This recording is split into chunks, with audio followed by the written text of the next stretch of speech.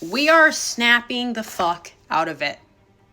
It is time for an initiation. It is time for a new beginning, whether you like it or not. Whether you like it or not. I'm sorry. If you're not ready to go through this door, you're gonna get shoved through. So move or be moved, okay? This week, we're snapping back and we're snapping the fuck out of it. All right? We've taken L's this Pisces season. Many of us have taken L's this Pisces season, specifically this Mercury retrograde.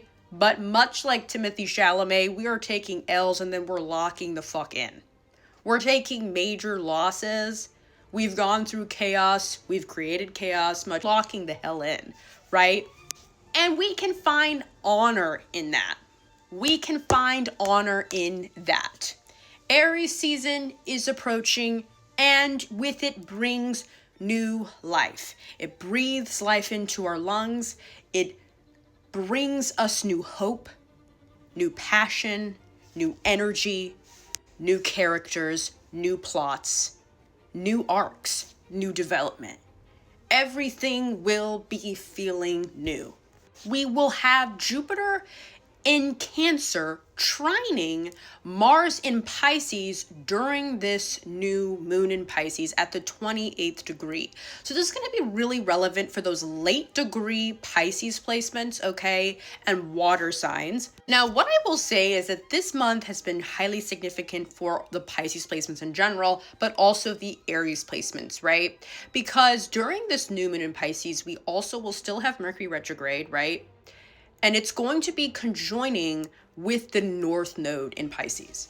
Now, recently we've had a lot of planets conjoining with the North Node. We've had Mars conjoining it, we've had Mercury conjoining it, we've had Venus touching it. We've had a lot of North Node contacts, and this can feel like the wheels of fate are spinning. Fate is actively spinning that fucking web, right? Things are being cut. Strings of fate are being cut. Plots are actively being changed as they are written down. Like, actually, let's go back and redo that. That's not actually going to happen. Actually, it's going to be like this. That's why this Mercury retrograde has felt so disorienting, because of the presence of the North Node. It has been very intense. The North Node and the South Node here, okay, are very much the presences that are going to say yes or no. The North Node is either going to say, the North Node likes to say yes, the South Node likes to say no. So when it comes to your Pisces and Virgo houses, there have been a lot of endings taking place there. But the great thing about the endings that are taking place in your Pisces, especially your Virgo houses, okay, this is where the beginnings secretly lie, okay? Which is very exciting, because every single time that something ends, it literally opens 10 different other possibilities. 10 different possibilities shoot from no, from rejection. So don't be afraid of the rejection that might be coming your way as we move through this new moon in Pisces, as Mercury retrograde ends, as we get to the spring equinox and Aries season, right? We're getting in that the final goodbyes.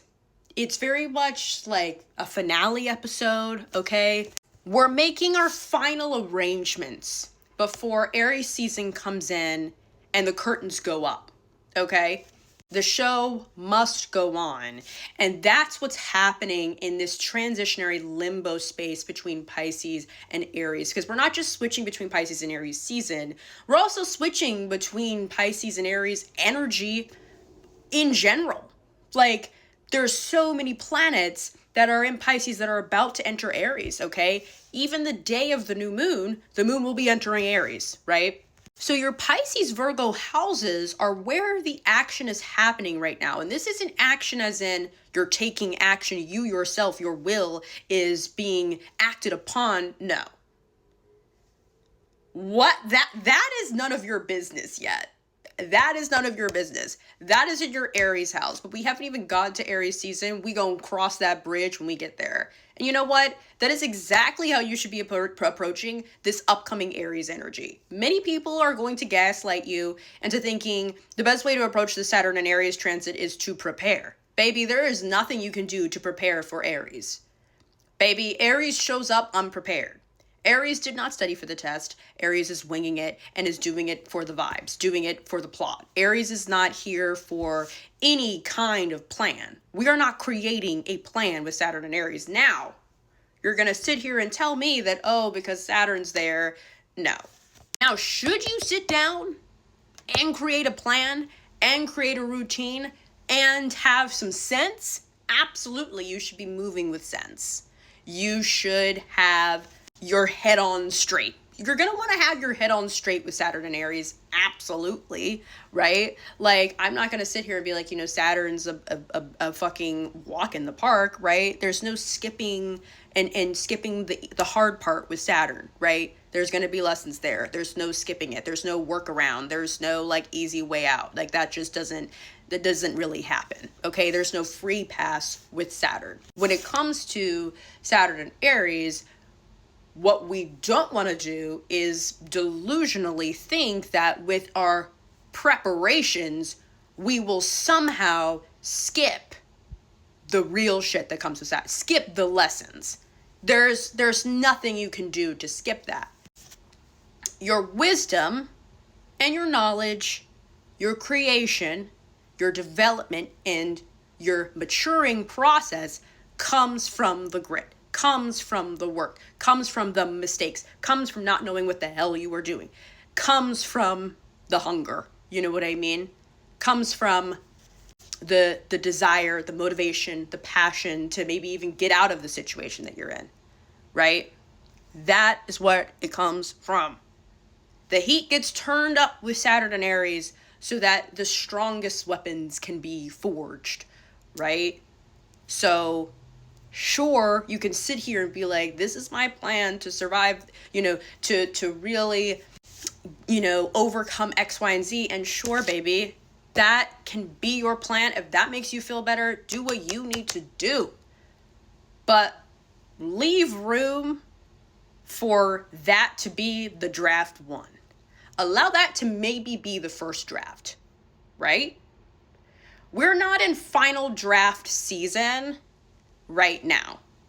As we move through middle of March and approach the end of March, as we approach this new moon, the spring equinox, Mercury retrograde ending, Aries season, what fate is asking for you to do right now is to simply tune the fuck in. Simply tune in, right? Watch for the signposts. Watch for the signs. I'm going to sound like a crazy oracle lady, but yes, watch for the signs. Listen to what you're hearing. Listen to your gut. Listen to your instinct. Listen to your intuition. All of that shit's being revved up right now because we have a new moon in Pisces that is present. We have the North Node in Pisces that's been hit with all of these other planets in Pisces, right? And they're on the threshold of entering 0 degrees Aries. You will be looking back at this March about like 6 months from now and realizing all of the coincidences that lined up, the random phone call that you received, okay, the synchronicity that occurred, or that one conversation that you had that gave you an idea, that moment at the coffee shop, those small little moments, okay, because we're dealing with the Pisces Virgo axis here.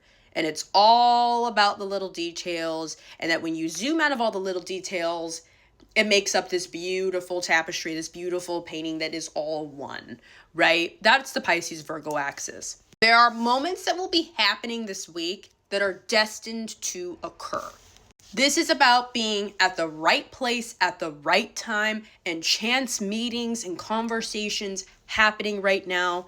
And it's interesting because it's almost like you're approaching the end of a journey. And when you get to the end of the journey, you finally see that there's a lot more mountain peaks that exist before you in the best way possible. I'm not talking about mountain peaks in a negative way. I'm talking about the Fool card. Look at the Fool card. The fool had just finished his journey and he's about to start a new one. That is how it is. It's a time warp. Walk side by side with this energy and do not force anything right now, okay? Take a fucking hint. If it's all lining up and pointing to one direction,